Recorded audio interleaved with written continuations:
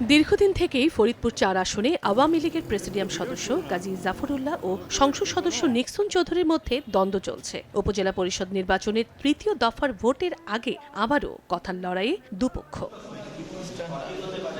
সোমবার দুপুরে জেলা প্রেস ক্লাবে নিক্সন চৌধুরীর বিরুদ্ধে নানা অভিযোগ এনে সংবাদ সম্মেলন করেন কাজী জাফরুল্লাহ সমর্থিত প্রার্থী আনারস প্রতীকের শহীদুল ইসলাম বাবুল। তার অভিযোগ, প্রতিদিন নানাভাবে তার কর্মী সমর্থকদের ওপর ভয়ভীতি প্রদর্শন, মিথ্যা মামলার হুমকি দিয়ে আসছেন নিক্সন চৌধুরী। এমনকি ভোটের দিন ৬৮টি কেন্দ্রে তার কোনো এজেন্ট থাকতে দেবে না বলেও হুমকি দেওয়া হয়েছে বলে অভিযোগ তার। নিক্সন চৌধুরীকে মানসিক ভারসাম্যহীন বলেও মন্তব্য করেন জেলা আওয়ামী লীগ নেতারা।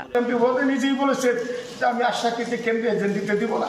তারপর থেকে তার নেতা কর্মীরা এত উৎসাহিত হয়েছে, এই উৎসাহিতের ফলে এখন আমার জীবন নিয়ে ঝুঁকি। উনি আসলে একটা মানসিক ভারসাম্যহীন লোক, ওনার কথা এত গুরুত্ব দেওয়ার কিছু নাই। পাল্টা জবাবে ওই চেয়ারম্যান প্রার্থী একজন মাদক সেবী মন্তব্য করে সংসদ সদস্য নিক্সন বলেন, ভোট কেন্দ্রে ওই প্রার্থীর এজেন্ট দেবার সক্ষমতা নেই। নগদে ৫০০ টাকা বা তার বেশি পেমেন্টে পেতে পারেন ঢাকায় জমিসহ ২০ কোটি টাকার পুরস্কার।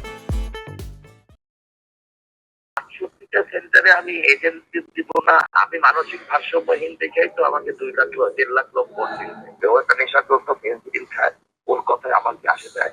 তৃতীয় ধাপে আগামী ২৯ মে ফরিদপুরের সদরপুরে উপজেলা পরিষদের ভোট গ্রহণ অনুষ্ঠিত হবে। সময় সংবাদ, ফরিদপুর।